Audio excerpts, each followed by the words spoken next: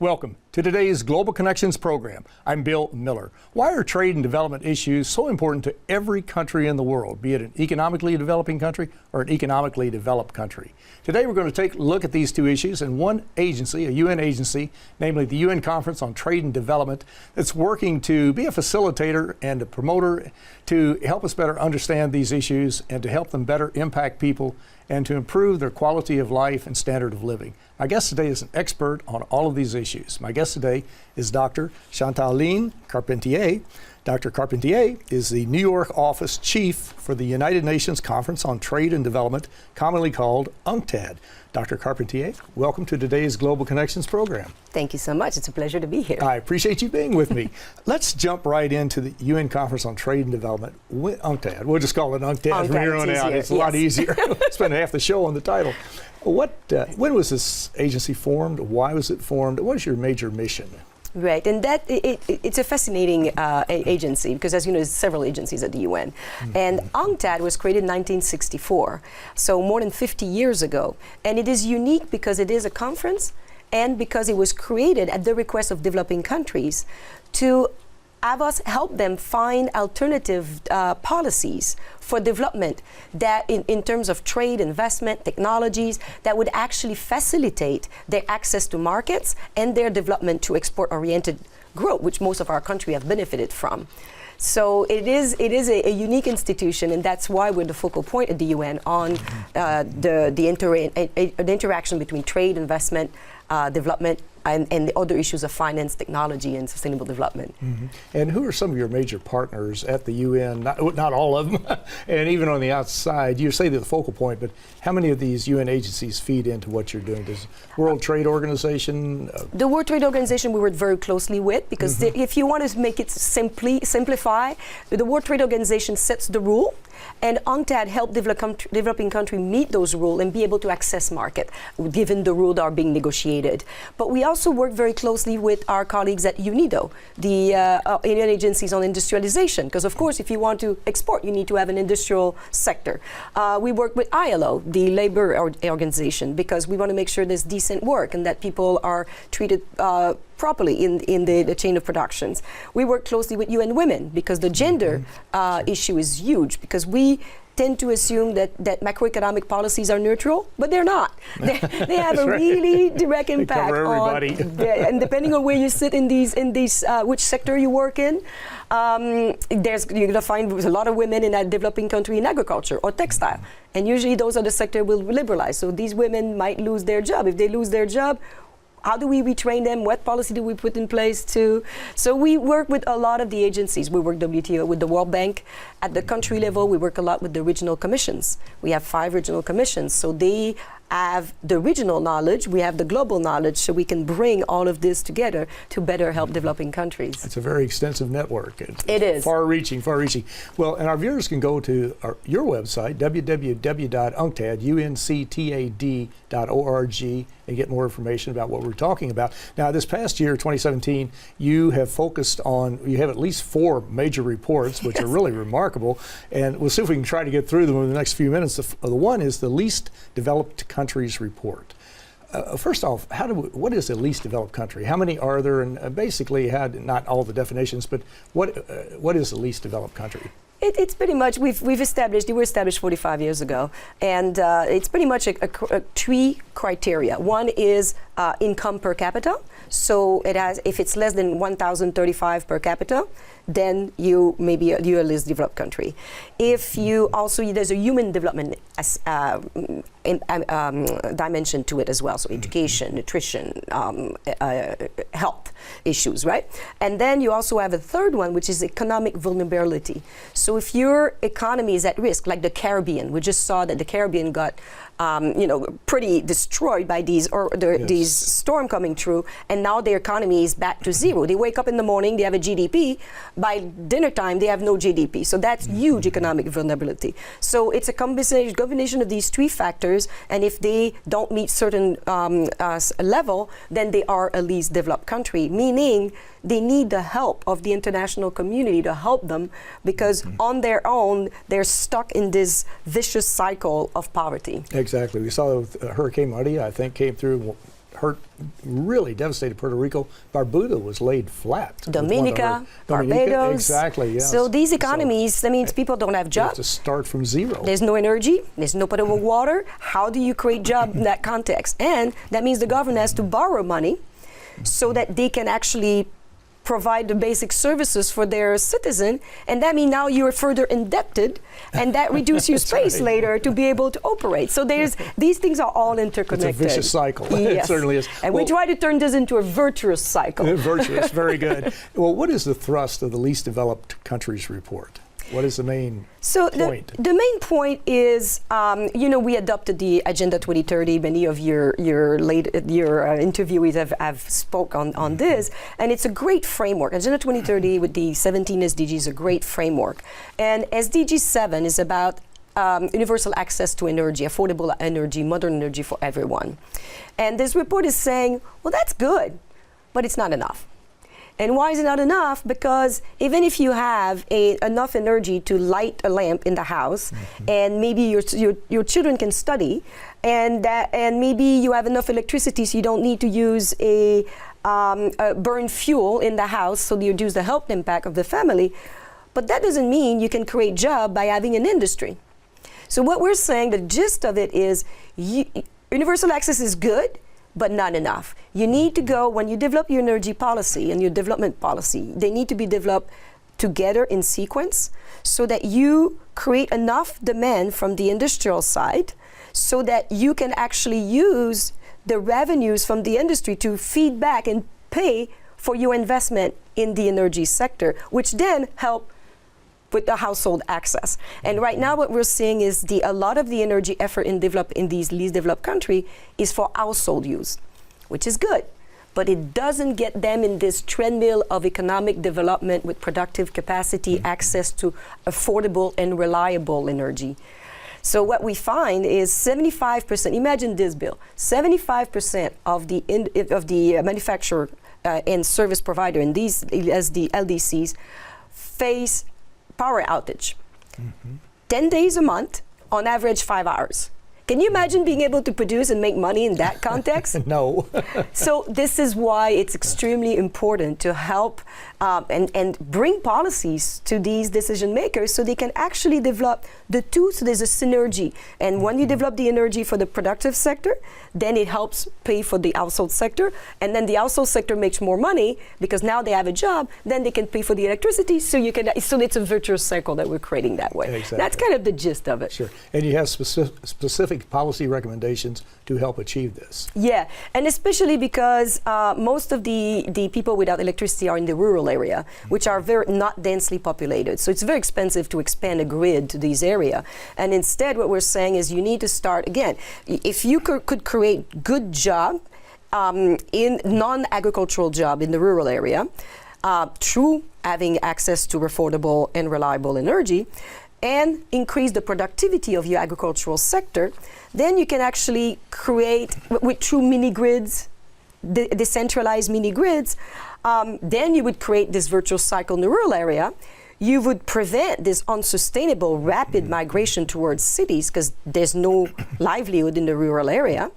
And you would also, basically, what we're recommending is that while you develop these little mini grids, you need to keep in mind that later on, you're going to want them to connect them to the grid. So they need to be interoperable. So it is complex, but not impossible. And what we're saying is, it's always fun to think that there might be a silver bullet. But that doesn't exist. It doesn't exist. And so the international community needs to come and help. And most countries know what they need to do, but they don't necessarily have the financial resources to do it, the technical resources or technology. Exactly. Now, energy, we receive energy from a wide range of sources. Do you talk at all about how the scientists today are saying climate change, a large part of it is because we're using fossil fuels such as coal, oil, gas, and scientists are recommending that we move away from that to help cool the earth. Do you get into that? Do you make recommendations on those particular energy sources? We do actually, and actually if you look at the statistics, most of the energy for these countries is from fossil fuel or hydroelectric. Very little on the renewable hydro, solar. And what we're saying is these countries together represent less than 1% of the greenhouse gases that have been emitted. And therefore, they are not the problem. And so you cannot tell them, you cannot develop the little resource. If they have resources in the fossil fuel, the little that they would emit is not going to be enough to make havoc with our systems. And second, they have not had that opportunity to develop the way we did by emitting this CO2. And so in the climate change convention, there is a clause that says common but differentiated responsibility. So it is a common responsibility of developing countries and developed countries, but if you are least developed countries and barely your people are in extreme poverty, your first priority should maybe not be how much CO2 you emit, it's so tiny anyway, but how do you make sure that your people have access to food, have access to modern energy as a first stance? And then you can move into through technology transfer to better knowledge transfers, but it should not be an impediment. Exactly, and the studies show that the richer developed countries have produced most of the really ill items in the atmosphere that are creating climate change or contributing to climate change, and the economically developing countries are suffering from it. And so you're right, they're not the problem, they're the recipients of this particular problem. And they are much more affected than our countries in the tropics by climate change. So they have more vulnerability to natural disasters than we do, and the poor don't have insurance or the mechanism they're less resilient to these shocks. And therefore we have a duty to help these countries. There's a really simple example you can take. You have a bat and you fill it with water. So developed countries have filled the bat up to about that. And now there's that much left of greenhouse gas capacity to absorb. And we're saying, okay, well, these least developed countries should have a little piece of that. Exactly. Well, you're watching Global Connections Television, which is a privately funded, independently produced program. The opinions expressed on Global Connections are solely those of the moderator and his guest.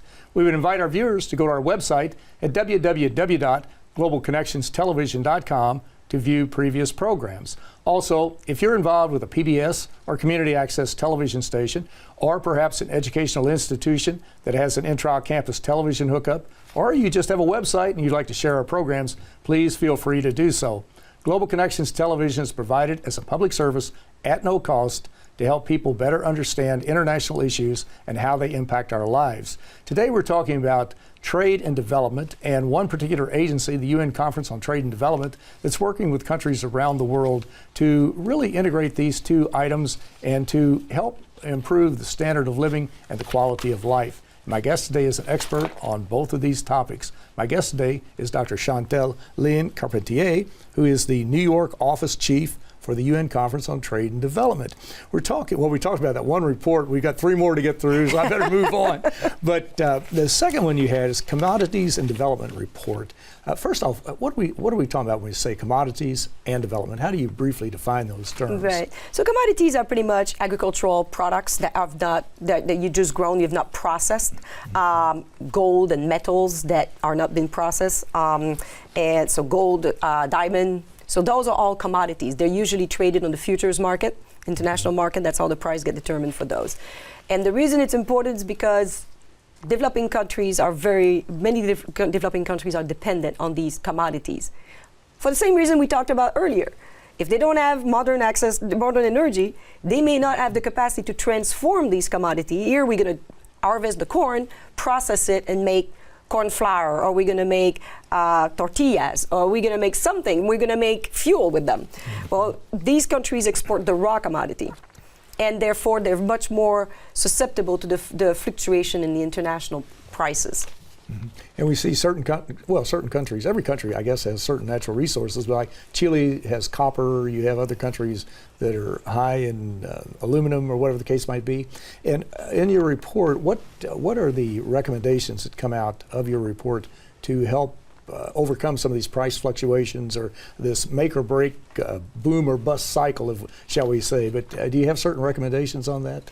We do, and what we say is basically if you are dependent, and so 2/3 of the developing countries are commodity dependent, and most of them are dependent on 1 or 2 or 3 commodities, and those prices are usually correlated. So clearly, same way you wouldn't invest in just one stock, you want to diversify your economy so you don't depend on just one commodity or two or three commodities, and you want to move up the value chain so you can make more money out of your resources instead of only exporting commodities which are lower price and then importing higher value products and services that then wreak havoc with your trade balance.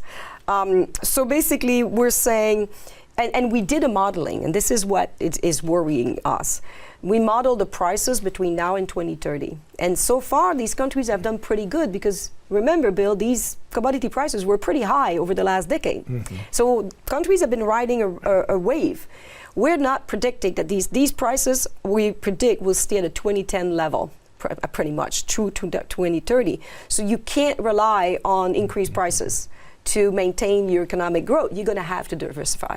So that's in general, what we find. Do we have any, I mentioned Chile with copper, do we have any cases maybe in Argentina or Costa Rica or wherever in Latin America where they're diversifying to move into other industries, other types of activities? Yeah, Costa Rica is a perfect example where they basically from the beginning started diversifying from sugar and then went into pineapple and other product and then in services, and therefore you can see that Costa Rica is doing very, very well in Latin America.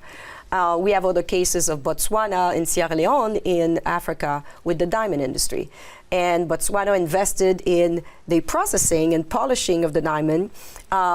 Sierra Leone, not so much. So Botswana is actually doing better. So what we did is to compare these countries and what they did and what seems to work. And from that, make recommendation for other countries in terms of what policy could help.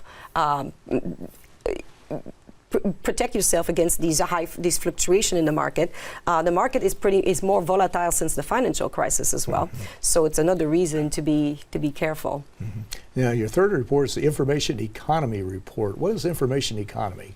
Well, a simple example would be ICT. Everything is information communication technology, your phone, and then the way we can buy online now, the way we can deliver health services through a robot, or the way we can, so all of this, and e-banking is another one. So the information economy is growing at a faster rate than everything else as we're entering the fourth industrial revolution. So the report is looking at the benefits for country, but also the challenges as the robots start taking the place of our hands. Exactly. What you mentioned robots, artificial intelligence. Those are two items that are coming online very, very quickly. What are those major challenges? Are those the only two, or are there others?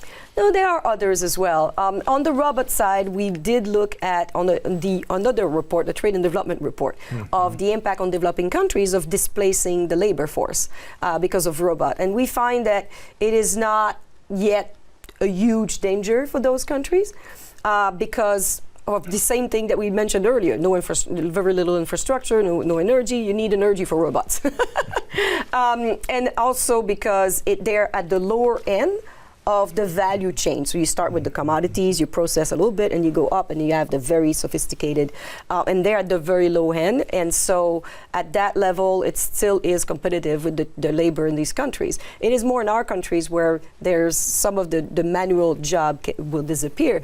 And one of the findings we have is that our education system may not be appropriate now for the type of skills that we need in that type of environment. So both youth in school now, but also adult like us, need to be continuously skilled and trained to be able to take advantage of this new economy. Mm-hmm. And you see some of the futurists, some of the demographers, what have you, who are looking at artificial intelligence, looking at this use of robots. And we've seen robots, especially in the coal industry. That's helped really put coal out of business, but also shifting to natural gas or fracking has certainly done most of the damage to the coal industry. But you look at we're talking about now having driverless trucks. There's something just in the United States alone, like 7 million drivers who depend on driving from point A to point B. How can will there be jobs for these people, or are we going to have to rethink our entire economic system? We have not looked at that specifically, but some of our colleagues in the other agencies have, and indeed, those are people that will have to be retrained and find other jobs, because the transport industry, any prediction can be anything from 5 to 10 years, will be gone.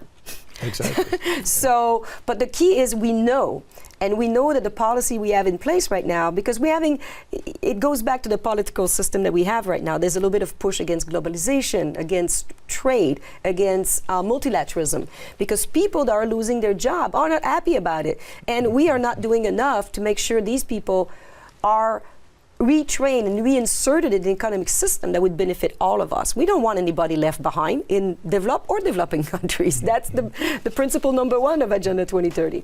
And so we need the technology change very fast, and our policies are not been as fast changing.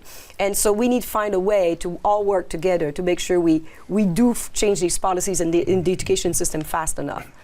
They're even talking now about robots, computers writing articles for newspapers, computers doing things, or robots doing heart surgery. They used to think it was just maybe blue-collar people who were affected by this, blue-collar trade folks, but that's not true. It's moving into the white-collar and permeating the entire work structure of not only the developed countries, but developing countries. Yeah. No, it is. The one thing that robot won't do is creativity, outside the box thinking. So these are the sectors where you're pretty sure you're gonna. Well, it's gonna be hard to do. Right. No, but anyway, right. This is not my area of expertise. But we do look into it and see what would that mean. And so far, we feel there's more that needs. We need to learn more about how most of our government don't even know how fast the technology is changing. So we need to have a better hand of how fast it's changing, where it's changing, because it's not just changing, it's disrupting and transformative. As you said, it disrupt the whole industry. But then it could be positive. We just have to make sure that we have, because now we have big data, we have our artificial intelligence, so we can gather a lot of information. And so far we've been a little behind. We've not been ahead of the curve to be able to capture those. It has to be channeled for the public benefit. Exactly. It's very true. Now, on the Trade and Development Report, that's our last one. Are there any final recommendations that you'd like to mention on that as far as what folks can do to deal with these issues? Well, for the full report, pretty much, the top line message is the same. At a time when we see a little bit of anti-globalization and populism, we need more solidarity. The Trade and Development Report literally called for a new deal on international solidarity, because as our Deputy Secretary General Amina Mohamed has said, we have a 1-2 year window of opportunity here to alleviate poverty on this planet. And we cannot do it. Even the US and the developed countries, the EU, we can't do it alone. There's too many of these problems that are common. We need to work together. We need solidarity. So one of the things that a lot of us are thinking about and trying to work on, and I'm delighted that you do this program because it's helping as well, is we need to develop a new narrative. It's not that globalization is bad, it's not that trade is bad, is we need the right policies to alleviate some of the impact we know will happen, and then make it inclusive, that trade is inclusive. We're working now on the second generation of investment treaties. So a lot of them are coming to an end, so that these treaties balance better the right and the duties of countries and investors, and also on trade promotion and facilitation. So investment doesn't just go anywhere.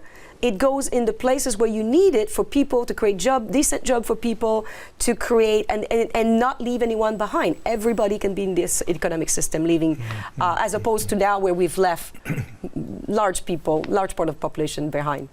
And of course, that's the theme of the 2030 Development Agenda, no one left behind. And trade and development are so critical to every country on this planet. Nobody can escape. It's like the environment. You can't escape it. And it can be working to your benefit or to your detriment, whichever the case might be. But it is very important we understand this. It's very important that we also check out your website at www.unctad.org to get more information on this. And you've really done some really remarkable work. And these 4 reports, I think most of our viewers will want to go to your website to take a look at them and to share them with their friends and to follow up on these issues, because they do impact their lives. We don't live in isolation. We have to work together. We have to come together as a world, really. Yes. 7.6 billion people. But Dr. Chantal Carpentier, who heads up the United Nations Conference on Trade and Development Office in New York, I want to thank you so very much for a very interesting and a very informative program. Thank you. Anytime. We'll do it again. I'm Bill Miller. Thank you for joining us today on Global Connections Television.